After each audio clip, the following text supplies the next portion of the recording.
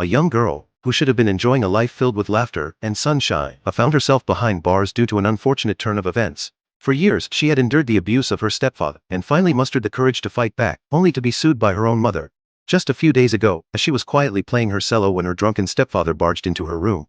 Accustomed to his mistreatment, as she looked at him with fear in her eyes. Noticing her evasive gaze, the stepfather intensified his assault. This time, and he not only sexually abused the girl but also insulted her mother. The anger that had long been suppressed in her heart erupted like a raging flood, driven by extreme fear and fury, as she mustered all her strength and kicked her stepfather. However, fate played a cruel trick on her. Anna, the stepfather's head heavily struck a flower pot, making a dull thud as he dropped dead on the spot. This unexpected turn of events, and like a hammer of destiny, completely altered the course of her life.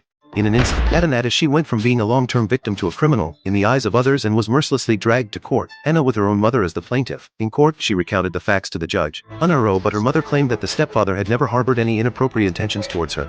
As a result, she was convicted of manslaughter and sentenced 4 years in prison. Upon entering the prison, she was like a helpless lamb that had wandered into a wolf pack. A gang of white women, led by Cody, set their sights on this innocent, a defenseless girl. Cody arrogantly ordered her to join the gang, swearing that it was the only way to ensure her safety in the dog-eat-dog prison environment. The price of joining, however, was a hefty membership fee of $1,000. Penniless, she had no choice but to reluctantly refuse. But this refusal ignited Cody's anger like setting off a bomb, and brought about endless bullying and harassment. She tried to endure it in exchange for a moment of peace. However, in the cruel prison ecosystem, her forbearance did not bring her tranquility but instead plunged her into deeper misery. Her body was covered in scars, and her soul was also marred by wounds. The prison guard discovered the horrific scars on her body, but when questioned, she chose to remain silent. She understood that in this dark and dangerous prison, saying too much would only invite more terrifying retaliation. She naively pinned her hopes on the warden, expecting to be treated fairly. When she mustered the courage to confide in the warden about her ordeal, he initially feigned sympathy, but soon revealed his ugly face, suggesting that he would provide protection if she complied with his demand. Faced with this shameless transaction, she was filled with disgust and struggled internally. Affair at her, but she held fast to her last short of dignity, refusing to compromise even if it meant enduring continued humiliation. However, Anetha, the female gang, did not let her off the hook. Under the double pressure, the faint flame of hope in her heart gradually extinguished. But the stubbornness in her bones made her fight back when she was insulted again instead of remaining silent. Anetha's brave resistance caught Cody's attention. Cody admired her rare courage and made an exception to accept her into the gang.